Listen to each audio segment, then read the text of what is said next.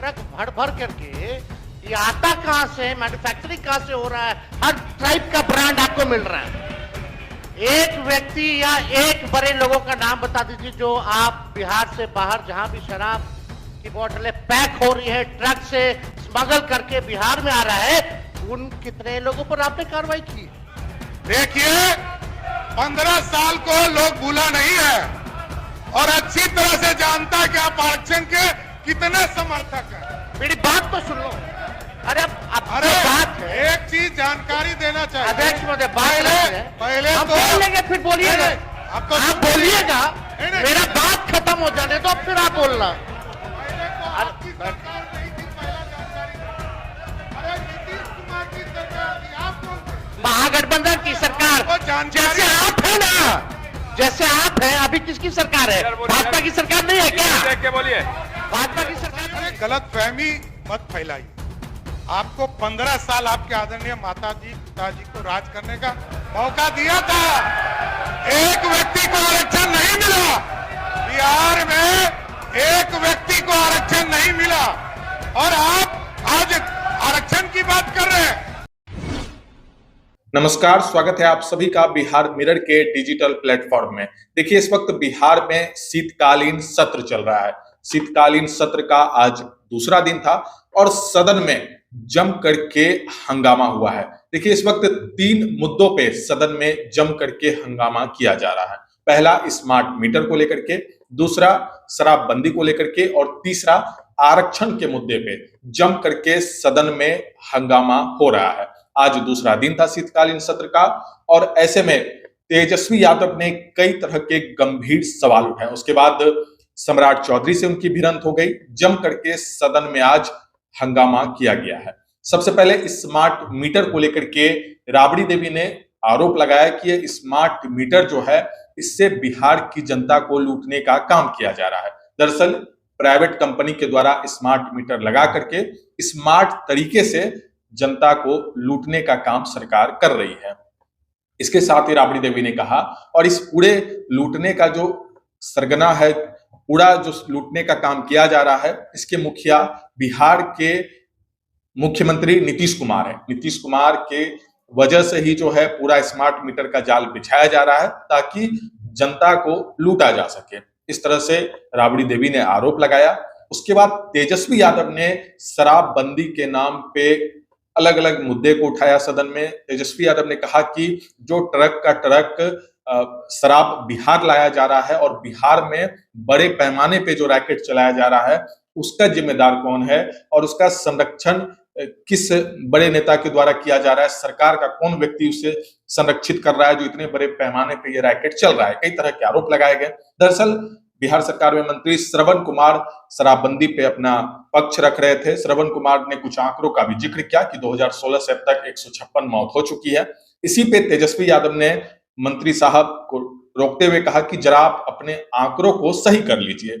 उसके बाद तेजस्वी यादव से जम करके श्रवण कुमार की बहस हुई, भिड़ंत हुई और शराबबंदी के मामले पे तेजस्वी यादव ने कहा कि सिर्फ आप बड़ी मछलियों को छोड़ करके छोटी मछलियों को पकड़ते हैं। जो गरीब तबके से आने वाले लोग हैं, सिर्फ उनको ही प्रताड़ित किया जा रहा है। लेकिन बिहार में बड़े पैमाने पे जो ट्रक का ट्रक शराब आता है और यहाँ पे जो पूरा गिरोह चल रहा है, दरअसल वो मिलीभगत से चल रहा है और उसका एक बड़ा पैसा जो है किसी बड़े रैकेट में जा रहा है। इस पे तेजस्वी यादव ने कई तरह के आरोप भी लगाए। आंकड़ों को सही करने का मंत्री साहब को कहा कि आप अपने आंकड़ों को जरा सही कर लीजिए। जम करके बहस हुई। तो देखिए कि तेजस्वी यादव और श्रवण कुमार के बीच शराबबंदी पे किस तरह से बहस हुई है। उसके बाद आरक्षण, जातिगत जनगणना पे भी तेजस्वी यादव ने कई तरह के मुद्दे को उठाया, जिसपे सम्राट चौधरी और तेजस्वी यादव के बीच तू में शुरू हो गई। जम करके सम्राट चौधरी और तेजस्वी यादव के बीच भिड़ंत हुई है आरक्षण को लेकर के और जातिगत जनगणना को लेकर के। कई तरह के मुद्दे को तेजस्वी यादव ने उठाया।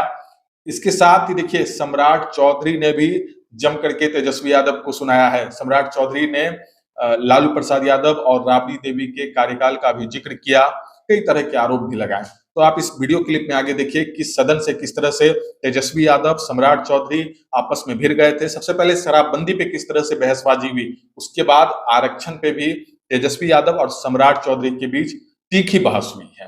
तो जो आदतन जो लाचार है, आदत से मजबूर है महोदय, जो कानून को समझते हुए भी कानून को ठेंगा दिखाना चाहते हैं महोदय, उनको भी चिन्हित करके उनको पकड़ने का काम किया गया, उनको जेल के सलाखों में बंद किए गए महोदय, उनकी संपत्तियों को नीलाम किएगा महोदय, और सख्त से सख्त कार्रवाई ऐसे कृत करने वाले के खिलाफ सरकार ने किया महोदय। माननीय मंत्री जी से पूछना चाहते, ट्रक भर भर करके ये आता कहां से, मैन्युफैक्चरिंग कहां से हो रहा है? हर ट्राइब का ब्रांड आपको मिल रहा है। एक व्यक्ति या एक बड़े लोगों का नाम बता दीजिए जो आप बिहार से बाहर जहां भी शराब की बोतलें पैक हो रही है, ट्रक से स्मगल करके बिहार में आ रहा है, उन कितने लोगों पर आपने कार्रवाई की है? बड़े मछलियों को आप छोड़ रहे हैं, जो बेचारा गरीब है उसको आप जेल में डालने का काम कर रहे हैं। तीसरी बात महोदय कि भाई पूरा बिहार जानता है कि स्कॉट पायलट मिलता है उन ट्रकों को बिहार में, थाना से लोग पहुंचाने का काम कर रहे हैं, तो उन लोगों पर क्या कार्रवाई कर रहे हैं? हमारी सरकार जो महागठबंधन की थी पूर्व में, जो 65% हम लोगों ने बढ़ाया था, इसके लिए क्या कदम उठा रही है फिर से लाने के लिए? अध्यक्ष महोदय, आप जान रहे हैं कि हाई कोर्ट 9/11/23 में यह पारित हुआ था मेरे जन्मदिन के अवसर पर, आपको बखूबी याद होगा, और ये 20/6/24 को जो है मना कर दिया गया हाईकोर्ट द्वारा, और ये दिया गया कि इसका जो है प्रॉपर स्टडी जो है नहीं हो पाया है, इसको देखते हुए इसको निरस्त कर दिया गया।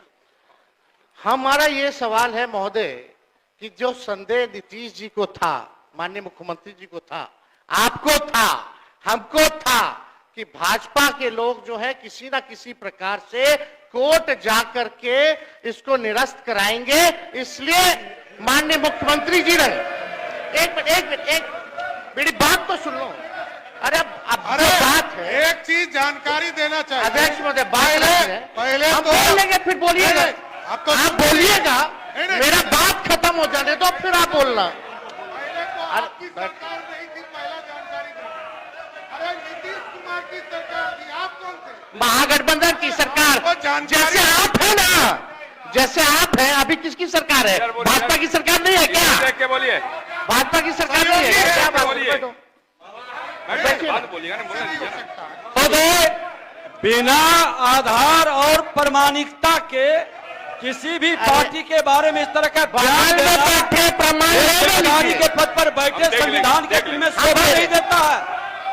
ये गैर संवैधानिक काम करते हैं, बिना प्रमाण के बात रखना, ये संविधान विरोधी लोग हैं, इनकी संविधान विरोधी है।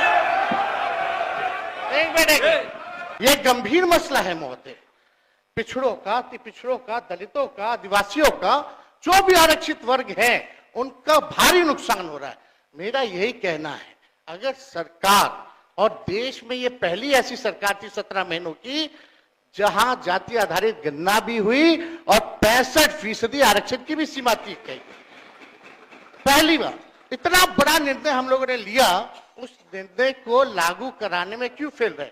तो इन्होंने जो जिक्र किया संविधान दिवस पर, संविधान में, और लगातार कोर्ट के ऊपर हमला कर रहे हैं, ये अत्यंत ही दुर्भाग्यपूर्ण है। और कोर्ट के खिलाफ कि कोर्ट को मैनिपुलेशन करने का काम, यही इससे बड़ा दुर्भाग्य क्या होगा? आप कह रहे हैं कि कोर्ट में कोई पार्टी चली गई। अरे गलतफहमी मत फैलाइए। आपको 15 साल आपके आदरणीय माताजी पिताजी को राज करने का मौका दिया था, एक व्यक्ति को आरक्षण नहीं मिला। बिहार में एक व्यक्ति को आरक्षण नहीं मिला और आप आज आरक्षण की बात कर रहे हैं। अरे यहाँ तो 2001 का भी चुनाव याद है लोगों को, कोई मुखिया के आरक्षण नहीं था, ना अति पिछड़े को ना दलित को, और आप कहानी सुना रहे हैं। 2006 में जब एनडीए की सरकार बनी तब पिछड़ों को, अति पिछड़ों को आरक्षण मिला। ये कहां से आप सिखा रहे हैं? देखिए, अरे मैं जानता हूं, आपको जानता हूं अच्छे से, बैठ जाइए। देखिए 15 साल को लोग भूला नहीं है और अच्छी तरह से जानता है कि आप आरक्षण के कितने समर्थक हैं। एक व्यक्ति